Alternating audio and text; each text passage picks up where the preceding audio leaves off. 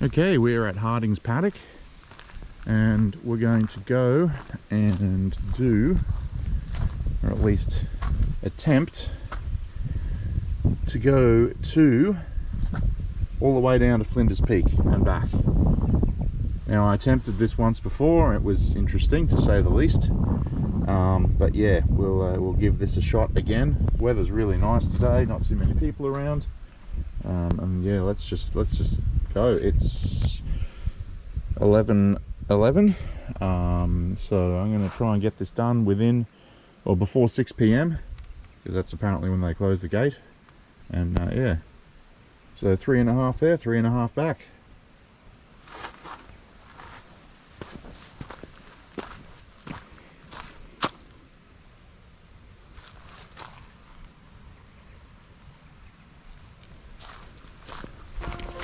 This is also a good trip to try out my La Sportiva Ultra Raptors. I've only done a couple of short trips with them, but they are, well, quite broken in now, so I want to see how they go on a really long trip compared to how my other ones did.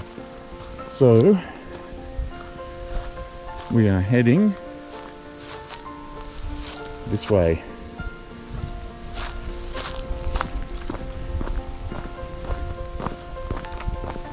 I've become a bit of a fan of the La Sportivas lately. They just seem to be really good compared to the other shoes I've worn in the past. I attempted this trail back in early 2020 as a way to shock my body into condition for the bigger hikes that I had planned. It didn't work at all. This was rather early in my hiking experience, and as such, I had underestimated the scale of this trip. The result was I ran out of time and was unable to finish the trip. Now 3 years later, and with a bit more hiking experience under my belt, I again returned to finish what I attempted. This is pretty much the first big hike of the year, as I took some time off from the trails due to the heat from Queensland's summer. So again, I'm starting this one a little out of condition.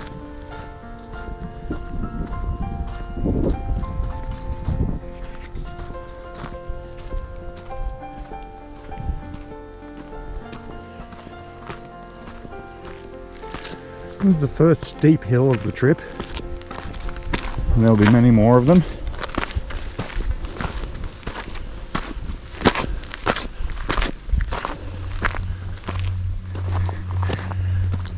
And the first hill is still going. It's quite a big one. So it starts off really steep, then levels out a bit and gets steep again. But if you can make it past this section without dying, you should be right for the rest of the trip.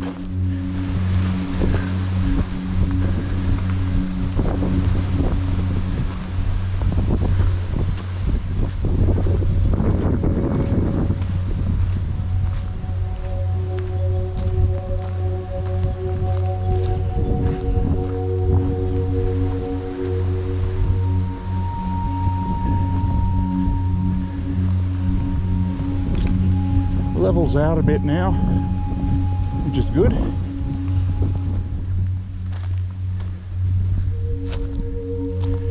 Well, while we're here, we may as well check out the Gulman Lookout.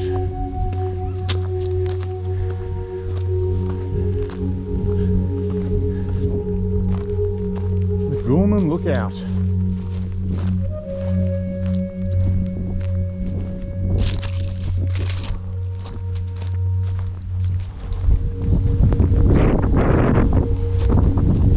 So Mount Gulman through there, great view if you like looking at things through Lantana. And now we are back on the trail and we're heading down this way.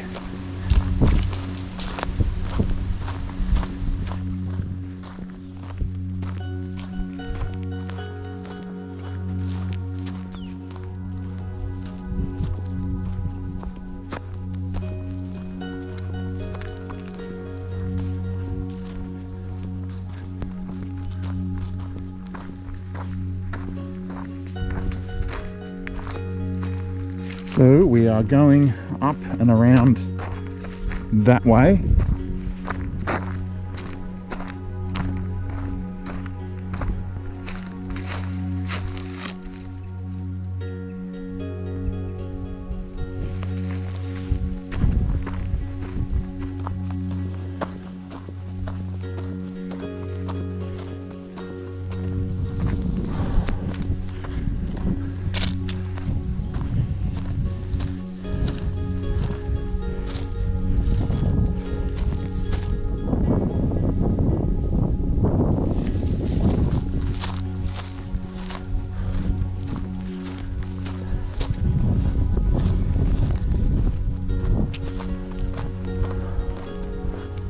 Okay, you can see Mount Goulman there, a little bit clearer. Not an overly large mountain, but it's still a mountain. If you want to knock it off the list, you come this way.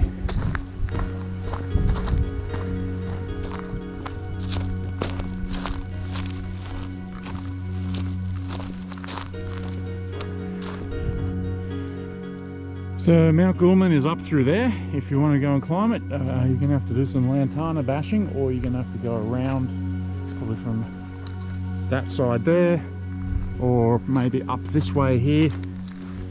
Probably be a better way because there's lantana all through there. That's not much fun to try and navigate through. And you can just see, barely, through the trees, there's the Goulman lookout through there. Thankfully the weather today is absolutely perfect. It's not too hot, not too cold, it's just in that nice sort of dry, warmish with a cool breeze. And yeah, that's really good. No humidity, which is fantastic. And yeah, just a really beautiful day today.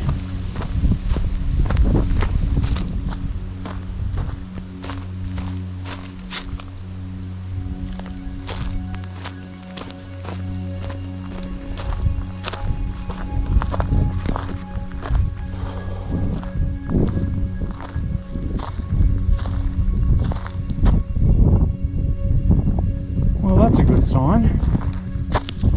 Halfway here.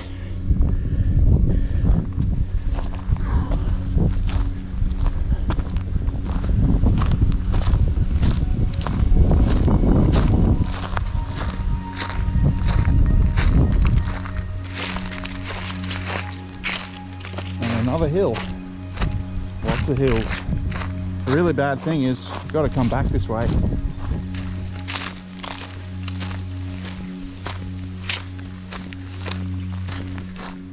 There's the other side of Mount Goulman there. Looks like it's got an interesting rock face that needs to be abseiled.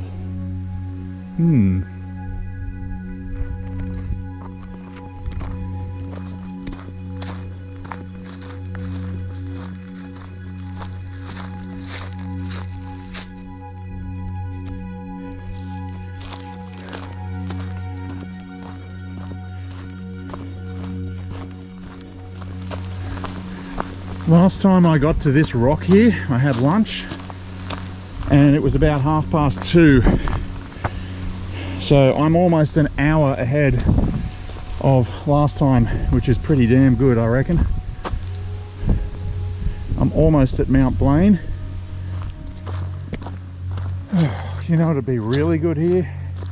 A bike. Would make the job a lot easier.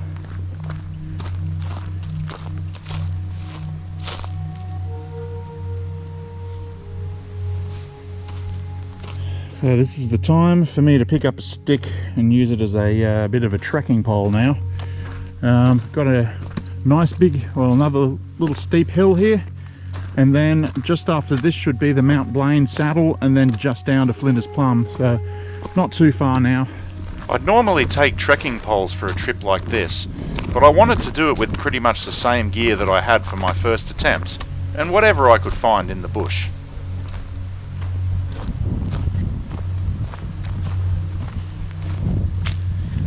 Mount Blaine up there.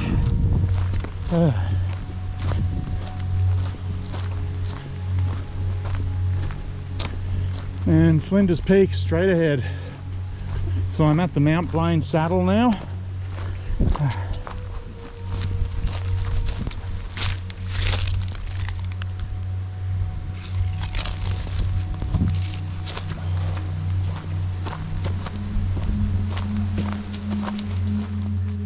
Yeah, that's a nice sight. Good old Flinders Peak. Almost there. Trip back's going to be interesting. And here we are. The halfway point.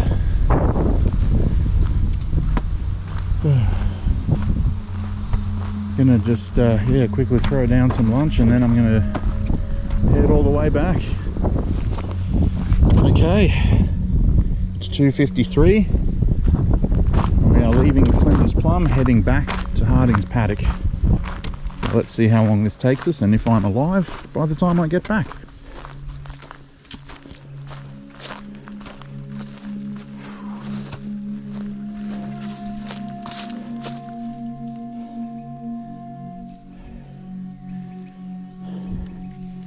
I now have 2 sticks. It's going to be a long trip back. On the way up the hill from Flinders Peak car park to Mount Blaine, I really ran out of steam and started to question whether I actually had it in me to complete the whole trip. I even contemplated walking back down to the car park and seeing if someone would give me a lift back to Hardings Paddock. But after a bit more consideration, I just wasn't happy with the idea of leaving this challenge unfinished again. So I pressed on.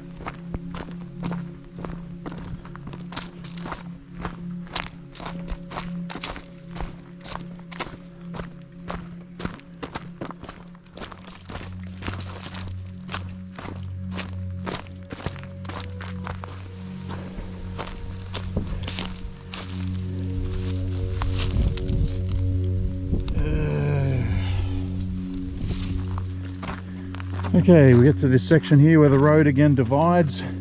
Don't go to the right, don't go down there. Head towards Mount Goulman, right there. So all these hills that I had to go down, now I have to go back up again. And they're not much fun at this time of the day. Yep, really feeling it at the moment. We're at Heather's Halfway Hill again, heading that way.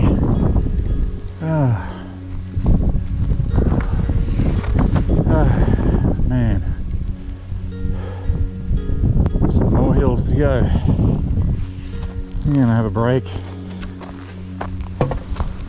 Thanks, Heather, whoever you are, much appreciated. Sometimes points of interest like this can be a memorial for someone, or it could also be just some random street art. I did some digging and couldn't find anything about it, so if anyone has any information on who Heather was or what the origins of this point of interest is, let us know in the comments because I'd be interested to find out its history.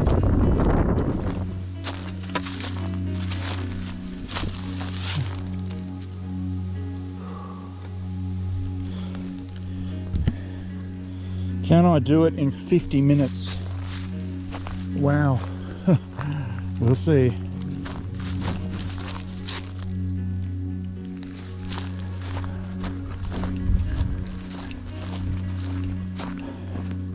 The last time I was here doing this trail, it was about here that I ran out of water. Yeah, that was interesting. I didn't have any reserves, didn't have any electrolyte. But this time I've still got some water in the bladder, and I've still got some electrolyte, so I'm doing well. Okay. Hey. So the Goulman Lookout's up there, and Hardings Paddock, where my car is down there. We've got about 17 minutes. So let's see if we can get back there in that amount of time. These trekking poles, well, sticks, bush sticks, have really been invaluable. I strongly recommend, if you're going to try this trail, grab some trekking poles, because it just makes it a lot easier. So especially coming down hills, my knees are absolutely cooked. So yeah, they've really helped absorb a lot of the impact. And even going along flat ground, they can sort of propel you along a bit and speed you up. So yeah, that definitely helped. It's nice and cool now as well. My favourite part of the day, pretty much. Down the hill we go.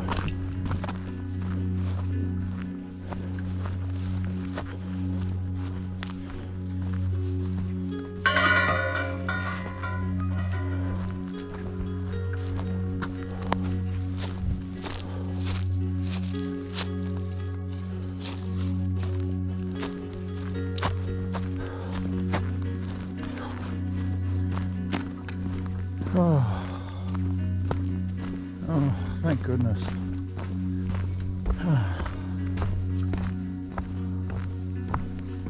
We are back. Well, I'm going to leave these here for some lucky adventurer against the sign here. May they serve you as well as they served me.